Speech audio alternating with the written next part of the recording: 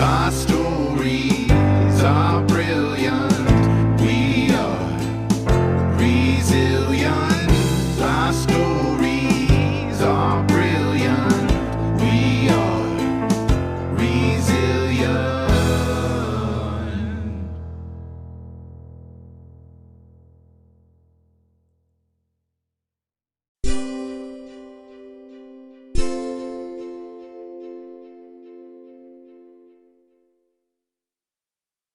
That must be definitely different, especially the weather, right? I've seen some of your Instagram photos, and my goodness, you have some snow. Yes, it's been not as much snow as we've had in past winters, but thankfully it did just snow this week, so it's very pretty. But it's also really chilly today. It's 6 degrees. So that's very different from California life. Oh my goodness! So, what kinds of things do you do at the house there?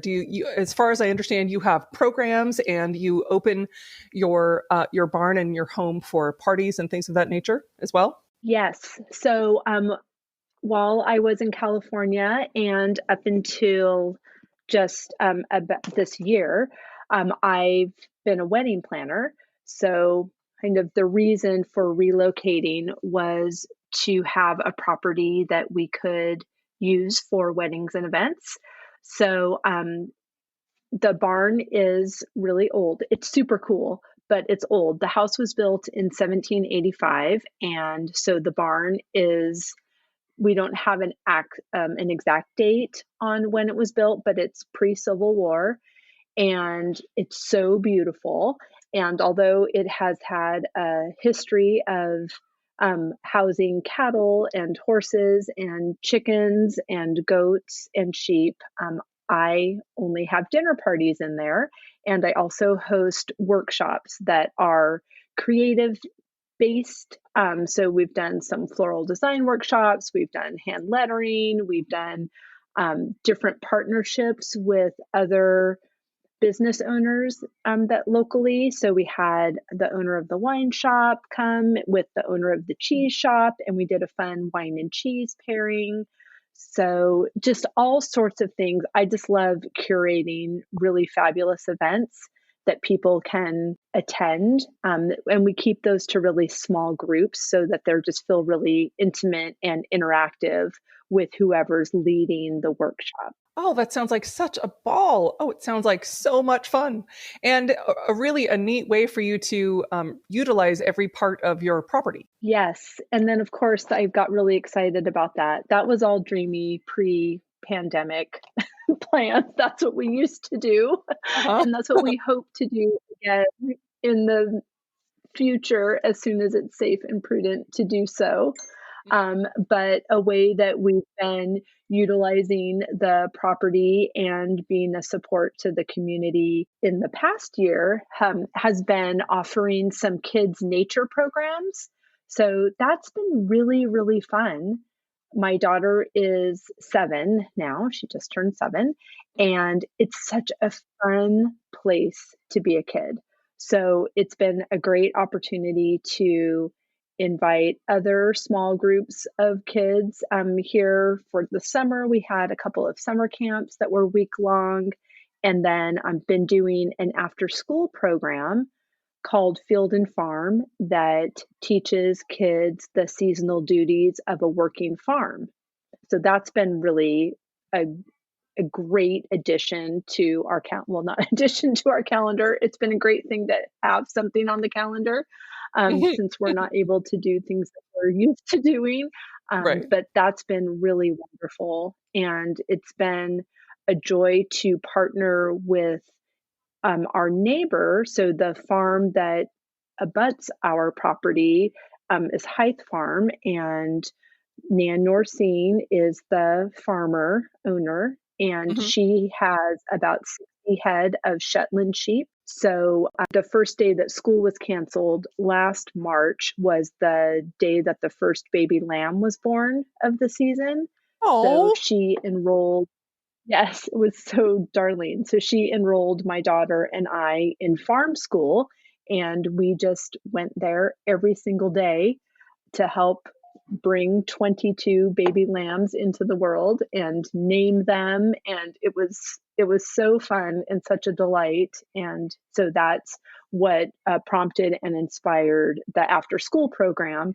So we teach the kids the different things that are happening on our property as well as on her sheep farm.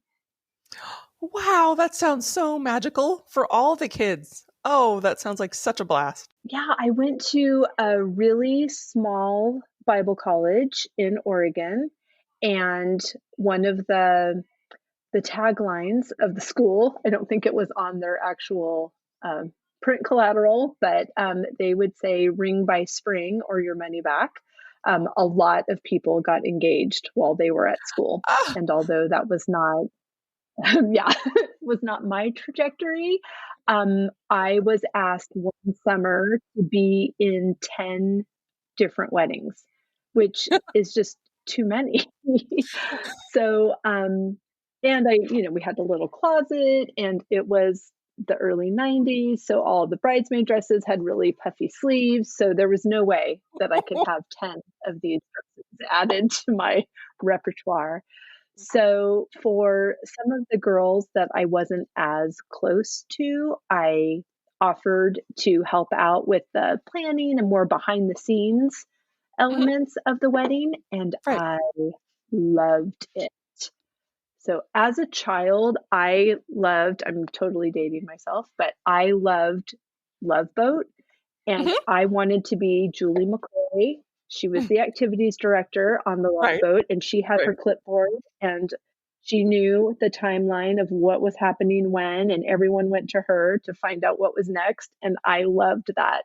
So I loved that element of wedding planning, and just the dreaming and then implementing different details and then seeing it all come together and having the honor and joy of being a part of somebody's best day of their life.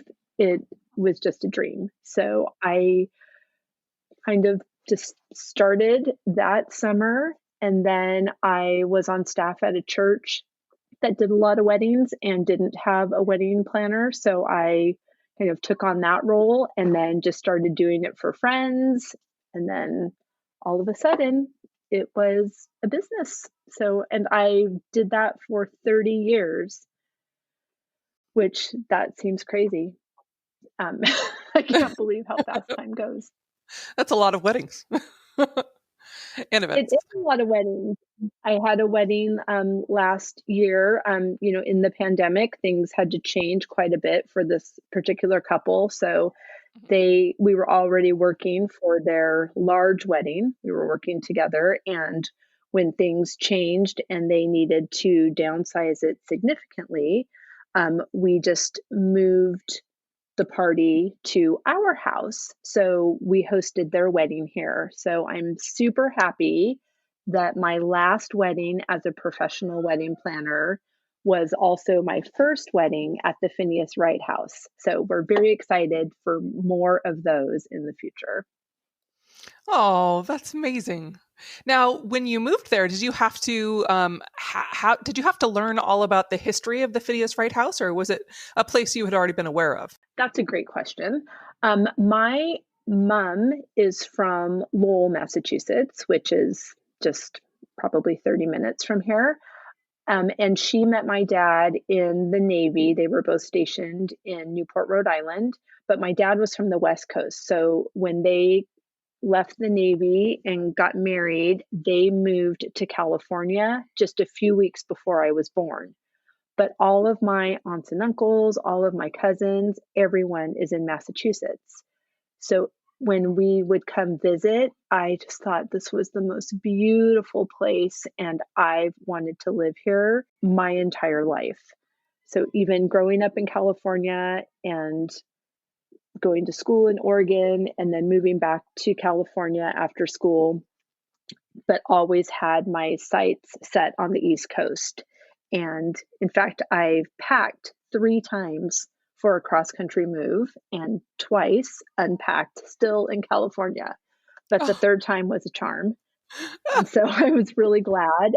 And we we were just looking for properties that were far enough away from kind of the hustle and bustle of the city life. Having been in California and just kind of in the thick of it, we were in the San Francisco Bay Area for 15 years before moving here. So we were just looking for something that was beautiful and had a little more property. And I wanted a barn so badly so that I could host barn weddings. And so this was actually the first property that we saw that was not a bed and breakfast and had a great barn, and it was beautiful, and it was really inexpensive compared to the San Francisco Bay Area. So we said, hooray, let's take it. And we had no experience with a house that was older than 1986. So it's been quite a learning curve, but it's an adventure, and we're super happy to be here and really excited to share it with people. Oh, I love that idea, and how resilient of you to take something that that worked for you somewhere, and you're moving it literally across the country, but you have to adapt. And I'm assuming it sounds like you weren't really a farm girl growing up, so you probably had to learn those skills too, right? Oh, yes. I have a closet full of shoes that I will most likely never wear again because we live on a farm now. So it's been, like I said, quite a learning curve. We've learned that neglect is the enemy. So Hmm. with an old house, you are just constantly on the lookout for anything that doesn't seem right. Hmm. And we had a small garden when we lived in California, but now we have fields of vegetables and fruits. And then we're also growing cut flowers that we sell to local florists and then use also for our floral design workshops. And yeah, we're learning so much every day, all day long. But, just also knowing that that was a dream that was in my heart since I was a child. So to be able to finally realize it as, someone as I don't know how old I am, 53 or something, to finally realize it is just, it's a beautiful gift. Oh, that's incredible. So it sounds like you have very little time in your life. Would you say that you are a routine driven person or not? How do you manage it all? Oh, yes. So funny. I think just my personality and then all my years as a wedding planner, I operate using a timeline every day. But Hmm. I'm learning that this property tells me what is happening today more than I tell it what's happening today. So I try to have a few things on the list, but you just never know when there's a fox in the hen house or there's a windstorm and a tree falls down, and or there are all sorts of critters and things that thwart your great ideas. And it's yeah, and there's weather, and it's kind of a moving target, but we have a good routine. I actually just started recently a morning routine. So I'm wake up at 4:45 and I read and I journal and I have a cup of tea and I meditate, um and then when my daughter gets up for school, she's remote learning.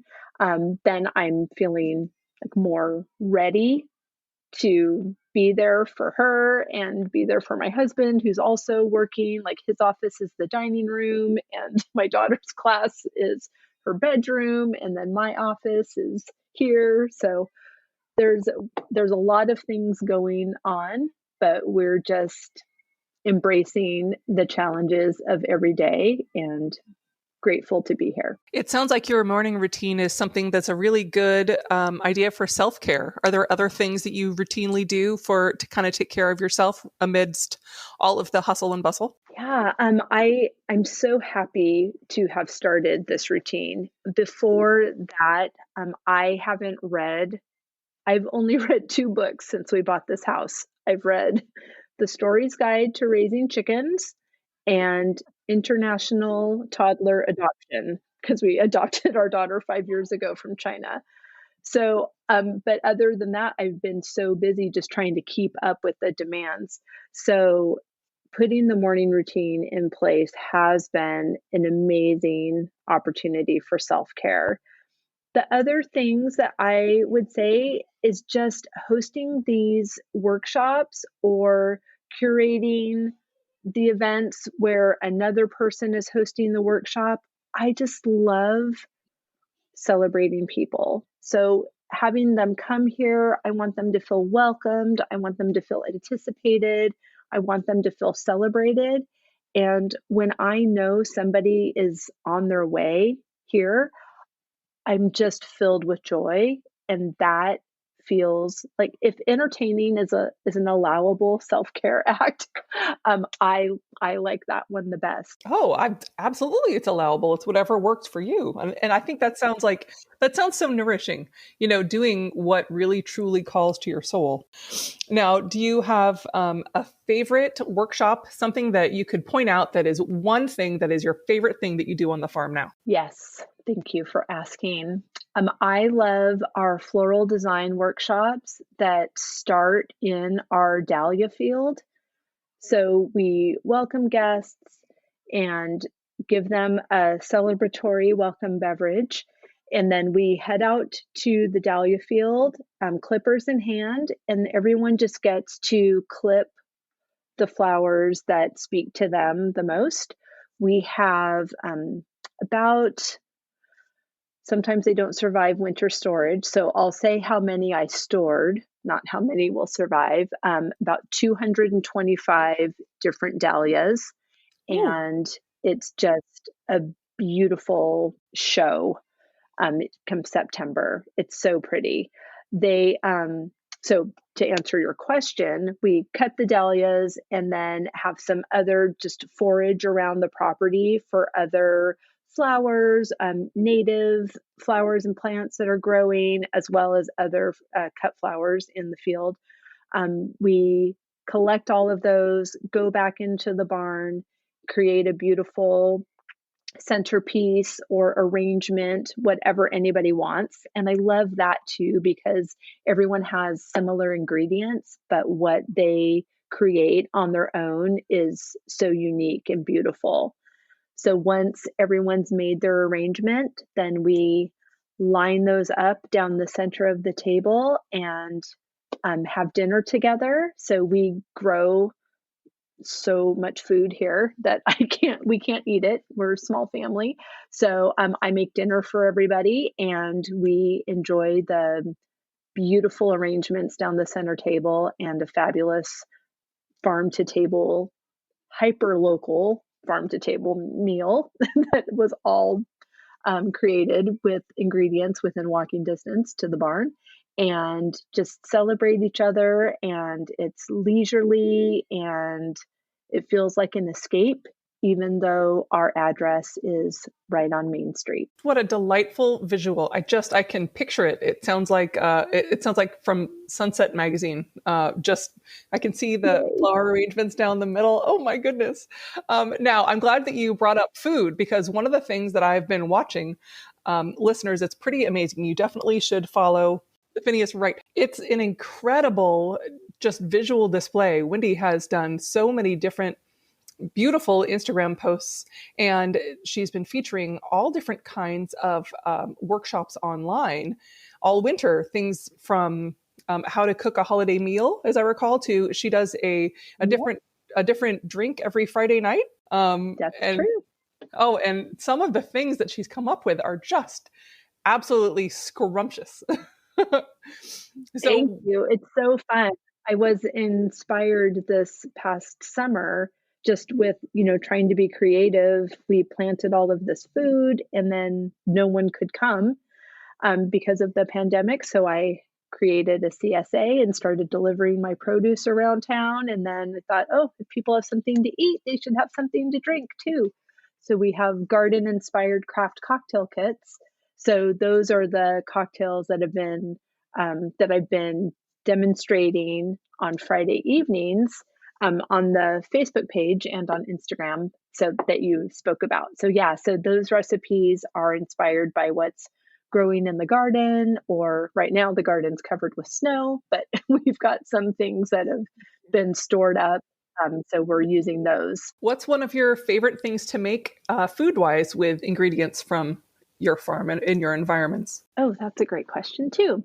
I would say, just going back to neighboring Hythe Farm. I know it's, for some people, it's really easy to imagine playing with baby lambs, and then it can be a little abrupt to say that your favorite thing to cook is lamb from next door, but that is it's on purpose, and that is how Nan makes her money. And so we love to support local farms, and knowing how they were treated is really important to us. And the fact that I can see them from my desk out the window it's beautiful. I'm witnessing their excellent treatment, and it shows when we are able to serve those meals. So I would say leg of lamb, and then we grow so many different things. So I love just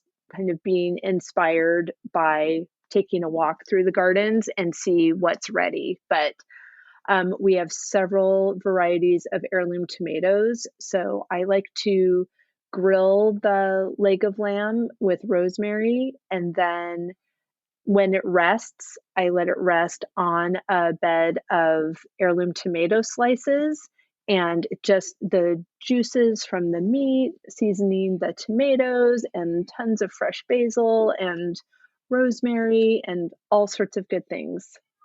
That's making me long for, as I look at my snow-covered garden from where I'm sitting. Now I'm longing for tomatoes. Oh, me too. I saw them advertise heirloom tomatoes the other day, and I was like, that's not real. I mean, it is, but it's not the same. You're right about that. Yes, my but God. like you said, we have a lot of things that we're offering. We're doing a lot of everything online right now. So we've got different cooking classes. We have a cookie subscription box. So we send out a dozen beautiful, delicious, yummy cookies once a month. So some people have that subscription for a year. A lot of people gifted it over the holidays, so that's a lot of fun. But we're looking forward to when we can all be together again. I'm also planning some luxury trips that I'm curating those experiences. So we're taking the Phineas Wright House on the road a few times. So there's lots of good things ahead. Oh, I'm so excited. Now, how can listeners get in touch with you? Could you tell us your website and your Instagram, please? Sure, absolutely. It's phineaswrighthouse.com for the website. And on Instagram, it's Phineas Wright House. Perfect. Now, all this will be on the webpage for this podcast, as well as my own Instagram. If you would like to get in touch with Wendy, if you want to visit the Phineas Wright House when you can, or just enjoy her wonderful offerings. Thank you so much for talking to us today, Wendy. Thank you. It was a pleasure.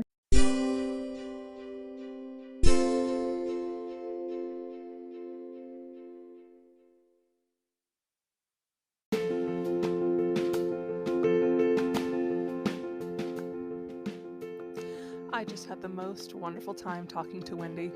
I wish she lived closer to me so I could come and be at her farm all the time. Doesn't it sound like such a delightful place to be? I wanted to talk about 3 things I learned from talking to Wendy. The first thing that I picked up on was the importance of going after what you love.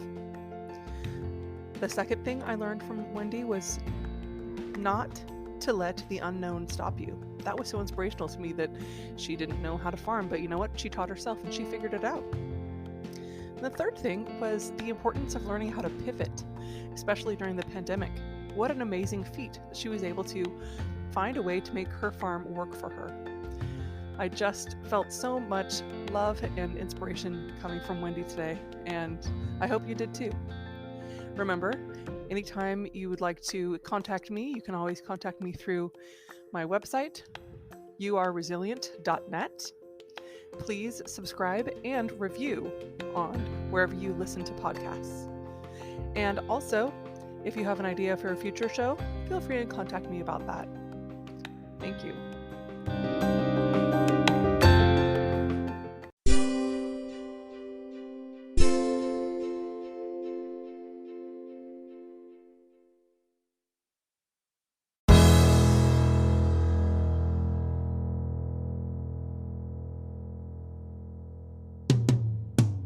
Sometimes we have to start over.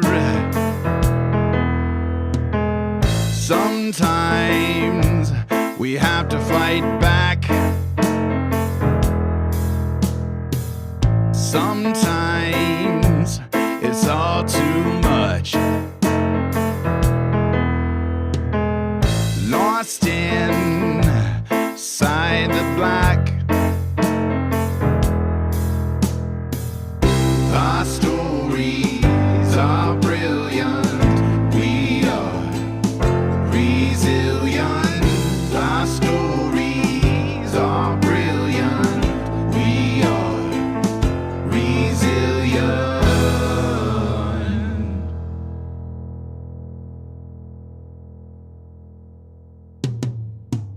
Sometimes we need to lift the voices